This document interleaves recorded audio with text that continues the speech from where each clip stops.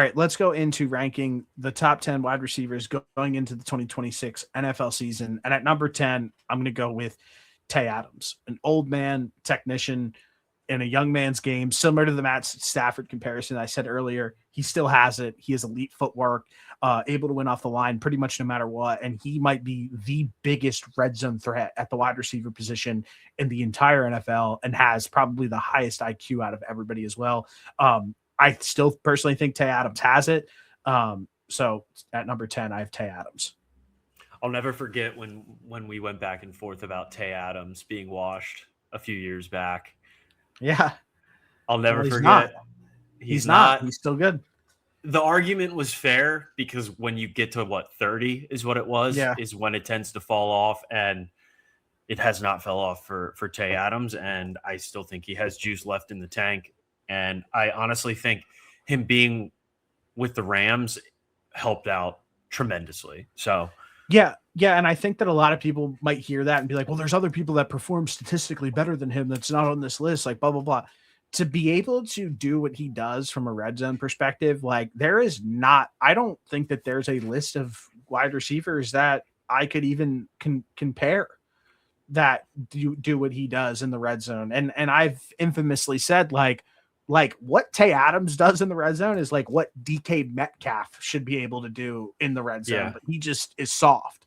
So I just think that like Tay Adams still has it to be able to like pretty much be a walking touchdown if you're on the 1 yard line is just insane to me from the wide receiver position. It's like lining up Derrick Henry in the backfield on the 1 yard line, but you just throw a back shoulder fade to Tay Adams. Yeah.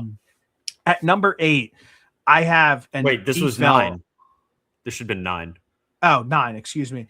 This is number 9, and he has fell way down on this list compared to last season, and that is CeeDee Lamb, a high-end wide receiver 1 with drop issues. The highs are extremely high, but the drop issues are getting in the way of him getting to the top of this list. I think that you are able to move him all around the field. I think he operates best out of the slot, which is interesting just because of how his makeup is and how he kind of catches the ball. He's not I don't view him as somebody who's kind of a compact slot guy who like works across the middle of the field and manipulates zones, which he doesn't really do that much, but that's where he operates best out of. So number 9, I have CeeDee Lamb.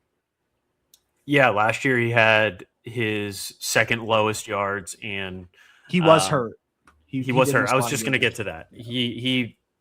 He played in 14 games, had his second lowest yards, second lowest receptions, second lowest targets. So obviously some of that is because of him being injured, but also because of getting Pickens. Like George Pickens was phenomenal last year. And by default, when you have a guy like that lined up on the other side of you, you're going to want to find ways to get him the football too. So that's just and drops got in the way of him having a special season too, where I multiple games has happened, but the famous one was like week 1 against the Eagles, where he just dropped the game away. And it was like, wow, if he just brought some of those balls in, they beat the Eagles handedly. So very, very interesting. At number 8. Hold on. Well, I have one other thing. The lowest catch percentage of his career as well. Now, again, that probably has something to do with the games, but his 6-year average catch percentage is like 68.2%, and last year he was sitting at 64.1. So quite the downtick. 4% when it comes to something like that is significant. At number 8, I have AJ Brown, where if he's able to get fed the ball, he brings a physical dominance to the wide receiver position that I don't think that there's many people or any that can do it. I always kind of reference DK Metcalf just because he's everything that like you shouldn't be as a wide receiver. AJ Brown embodies that role, and he's somebody who is limited in this Eagles offense, where I would love to see him operate across the middle of the field. He's big, physical, has short hands to be able to like really handle that. He's also an elite deep ball catcher, like elite at going deep and catching the ball, 50-50 balls, the whole 9. So at number 9, I have AJ Brown. Yeah, 8. I think in 8. I was going to say, yeah, I think in years past, he probably would have been higher, but I think the combination, I think he might have lost a step. We'll see how that goes if he does end up on a new team this year and is the sole focus from the passing perspective. I'd love for him to prove me wrong, but I will also contribute the Eagles' poor passing game to why I think he took a step back as well. Typically, this is a guy that you would have around like the top 5, and for him to be at 8 is a little bit lower than normal. So I think that there's some exterior factors that play into that too. But overall, he's annoying. That too. Yeah. He's a crybaby. At number 7, I have George Pickens, the most dangerous 50-50 receiver in the NFL. I have here like it's more like 80-20 with him. When he doesn't make a catch, you're almost like shocked he didn't make the catch. And there's not many guys in the league where like you have that. He's an insane matchup issues at corner just because he is so long and he just is elite at like manipulating like time and space almost, where he's not that fast. He never runs full speed, but he's just able to break guys down in ways that you don't really see too often. He has crazy ball tracking, crazy body control. Honestly, if he has another season like he did this past year, he'll continue to rise on this list. He's probably one of the most fun watches across the entire NFL as well. He's just an absolute menace for defenses, not just because of his personality, but because of his game as well. He's an absolute dog. I think the word that you're also looking for is just like tempo when he's running his routes. I think the tempo of his route running is very impressive, which kind of allows for him to make up for it's not like he's slow, but it's not like he's running a 4.2. Dude, he just never looks like he's running either. Like it's weird. Like whenever he's like moving on the field, like he just doesn't look like he's running. Like I don't know how to explain that, but I know what you mean. But he had an insane season, just under 1,500 yards, 93 catches, 9 touchdowns. Like that's wide receiver 1 numbers for sure. And with to do that along, I was just gonna say that alongside CeeDee Lamb and realistically be the guy in the Dallas Cowboys offense is a testament to how good of a player he is and can continue to be if he continues to get this type of these types of targets and touches basically. I'm right with you. At number 6, I have Trey McBride, who is essentially at this point a gold jacket waiting to happen. I get it. Who? You cut out. At number 6, I have Trey McBride, who's essentially a gold jacket waiting to happen. And I get it. People are going to be like, he's a tight end. He's a tight end. If you watch him, he's a wide receiver. He has an elite advanced route running ability. He has amazing hands. He has the diverse ability to operate across the middle of the field and be extremely physical, make tough catches, get hit, but also operate with finesse outside the numbers, deep downfield. He is just like so complete in every way, shape, or form.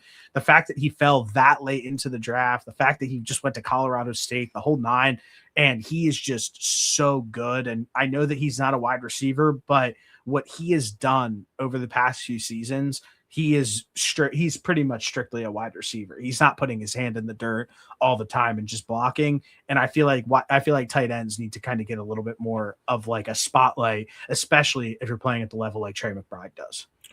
Yeah, he had I have his numbers here. I mean, he was 3rd in the NFL last year in targets. He had 169 targets and was 2nd in receptions with 126. So like you're doing that as a tight end, like that's wide receiver stuff. So I'm I don't hate you putting him in here. I mean, he is, when you're getting that type of production out of somebody from throwing them the football, they can be considered a wide receiver in my book. I mean, the best tight end in the NFL. Um, Really, not much else to add to it. He's just a complete mismatch He's so anytime good. he lines up on the field. At number 5, I have Jackson Smith and Jigba, the definition of a technician who didn't just flourish, but dominated in year one as a wide receiver, number one, as a wide receiver one, high IQ, great change of direction and speed, great hands. He's so small, but like it doesn't even matter. It's another guy that we just kind of talked about where he's not going to beat you with the speed, but his change of direction in short spaces is just absolutely ridiculous. He goes out after Tyler Lockett leaves, after DK Metcalf gets traded, after they bring in a new quarterback, and boom, just automatically grabs the title as like the guy last season, wins an offensive player of the year, and absolutely dominates from the wide receiver position. Yeah, I mean, this is what dreams are made of if you are a quarterback in Seattle. I mean, this was Sam Darnold's guy all season, 1700, just under 1800 yards. And it was kind of written for Jackson Smith and Jigba. I mean, if you think back to the Ohio State days and that Rose Bowl performance against Utah that he put up, like you knew that he was going to be a guy. And if I remember correctly, he was the guy that everybody in the Ohio State room was like, this kid is He's the best. a monster. He's the best out of So, all of us. yeah, he in a room that is only first round draft picks at the wide receiver position. So, hell of a year. What was he? AP Offensive Player of the Year. 1700, just under 1800 yards, man. Like crazy stuff from him. One of the best in the game. I'll ask you. I'll save my question for you after you give me your list. But continue to your next name. At number 4, I have Amon-Ra St. Brown, who has turned into potentially the most reliable guy in the game. Season after season, he is just proving that he is just that dude. He's been in the league for 1, 2, 3, 4, 5 years. He's had 900 yards, 1,100 yards, 1,500, 1,300 yards, 1,400 yards, and then had double-digit touchdowns in 3 of those seasons. He's just always moving the chains, great precision, reliable hands. He's just the ultimate. He's just reliable as hell. I mean, that's all there is to it. And he's just even with somebody on the roster who just had 1,000-yard season like Jamison Williams, and having all of these like weapons like Sam Laporta and Jahmyr Gibbs is going to put up a big season no matter what, to also put out like outstanding numbers like that, filled with guys who are also putting outstanding numbers up like that and leading it. I mean, Amon-Ra St. Brown is a true standout at the wide receiver position. He's a real lunch pal type of wide receiver that you don't really see anymore. 100%. He's just like, all right, cool. You need 5 yards. Like, I'm gonna run this 6-yard hitch, and we're gonna get this first down. It just feels like he has such a good feel for a defense and finding just like openings. It's like he honestly reminds me of like Tyler Lockett was a all-pro wide receiver. Yeah. As far as Tyler Lockett had 5 touchdowns in a game one time. I do remember that. But that's like what he reminds me of. He's bigger than Tyler Lockett. Lockett might have been a little bit faster, but like both just like smart, really smart football players, and like just reliable. I mean, that you hit the nail on the head. There's really not much else you can say about Amon-Ra St. Brown. Like, he's just a guy. He's a dog. Yeah. At number 3, I have Justin Jefferson, who is essentially the gold standard as a wide receiver. He has elite route running, uncoverable release package, and really an underrated contested catch ability as well. Unfortunately, he has fell on this list for a few reasons, health, and also on top of that, he he hasn't gotten the stamp of like QB proof where like if you look at like DeAndre Hopkins, when DeAndre Hopkins was really at the peak of his powers, he was putting up 1,500 yards and double-digit touchdowns no matter who was his quarterback on a season-to-season basis. And for Justin Jefferson not to be able to be QB proof in a sense, I had to put him down a little bit on this list, which hurts to do because I do think that, like I said, I think he's the gold standard at the wide receiver position. I honestly think that's fair because, and I think that it's very important mentioning the QB proof stamp because they have had a mess of the quarterback position in Minnesota since Sam Darnold left. And typically guys like that at his level with his talent, you would think would still be able to get theirs. And he has to a certain extent, but not necessarily the level. How many touchdowns? He had 3 touchdowns last season. Right. Well, hold on. I wasn't finished, but he hasn't gotten it to the extent of a guy that you would put it the number one overall wide receiver in the NFL. Yeah. So I think that's completely fair. I think having him at 3, I don't think he is number one as of now. I need to know who your 2 and 1 are before I go there, but carry on. At number 2, I have Puka Nacua, who he just hasn't broke out in the NFL. He has immediately become like the engine of the Rams passing offense. He isn't as flashy as some wide receiver ones, but it is brutally effective, incredibly consistent. He has an elite feel for space, incredible hands, high IQ, an absolute gamer, super physical. I think that he is like a higher, like we just talked about Amon-Ra St. Brown and all the things that he does. I think that he's like a fucking massive turn the volume up version of Amon-Ra St. Brown. And I do believe that he's like literally a tick under our guy here at number 1. But I mean, Puka Nacua, it's really hard to argue that he isn't one of the league's top wide receivers at this point.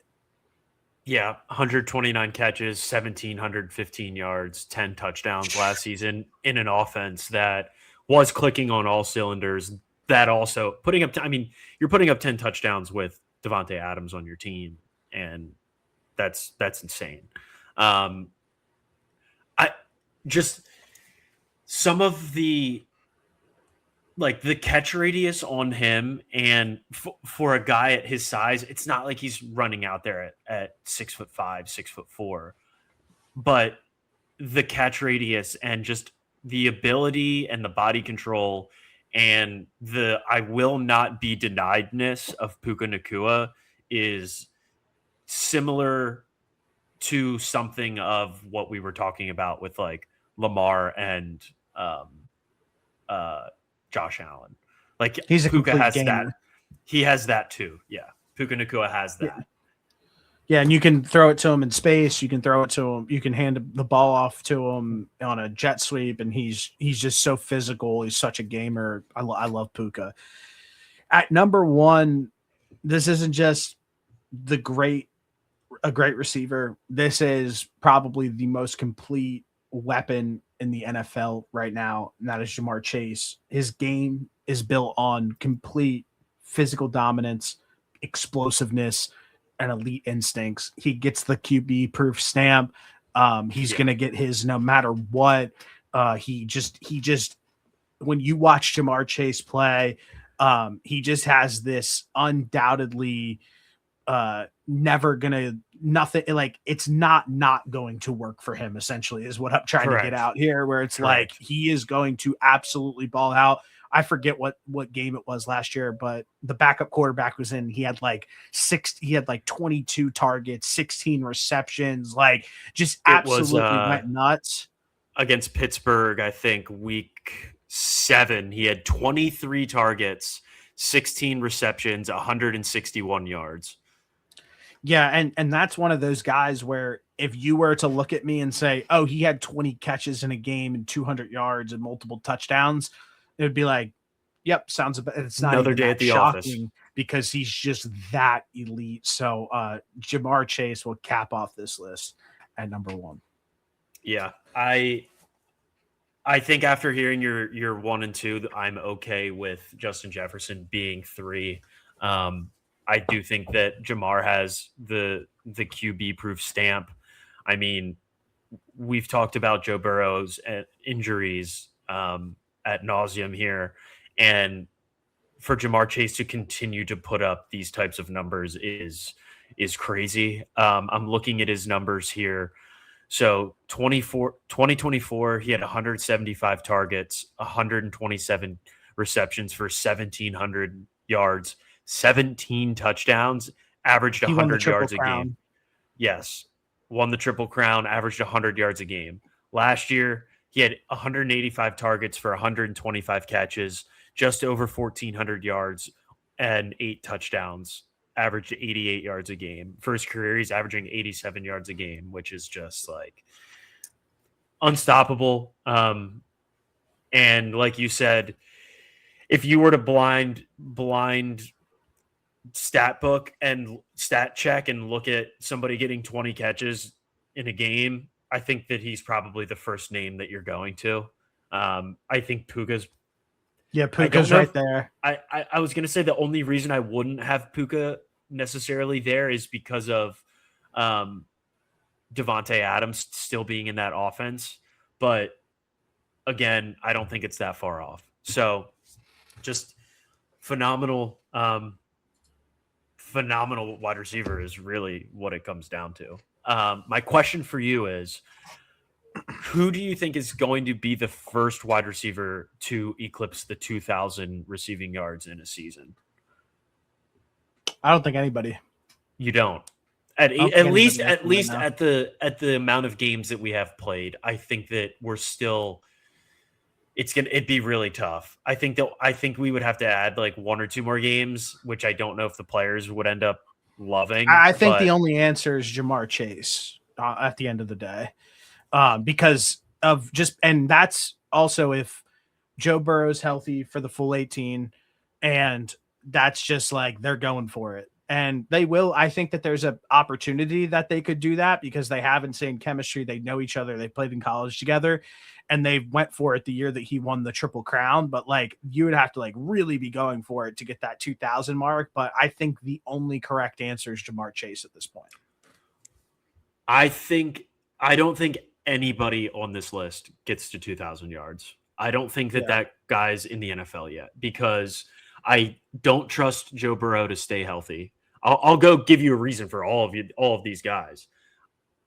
I think that Puka, Nacua, and Tay, there's just not enough targets and not enough. There's only one football to go around, and who knows how much longer Matt Stafford plays in the NFL.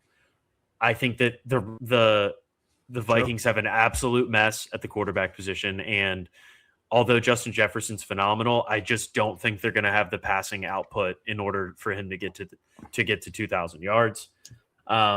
Jackson Smith and Jigba might be my favorite one to get it. And that's only because he is the focal point at the wide receiver. How can you say that when Jamar Chase is on this list? And he won a Triple Crown already. I don't think that winning a Triple Crown is a lock to get 2,000 yards. It's the best shot. He gets the we're talking about out of everybody on this list, like who could potentially get the most possible volume. Jamar Chase could potentially get the most possible volume out of all of these guys.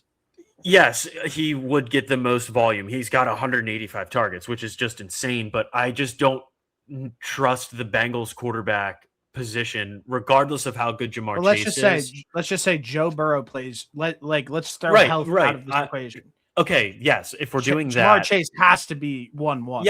Yes, he is. If health isn't, if I'm making this an even playing field, then yes, it is Jamar Chase. But I'm basing this off of exactly how things are right now. I just don't trust Joe Burrow to stay healthy for an entire season. I think the Lions have too many weapons on offense. Jackson Smith and Jigba is probably my number 2 option. If all things are even, he's the closest out of all of these guys. I think he had 1,780 yards this season. Trey McBride, I just don't know what I'm getting with the Cardinals quarterback for the next however many years, right? Pickens and Tay Adams are almost kind of canceling one another out. I think if it was one of those two guys, I think if it was just Pickens, I think I would probably have to.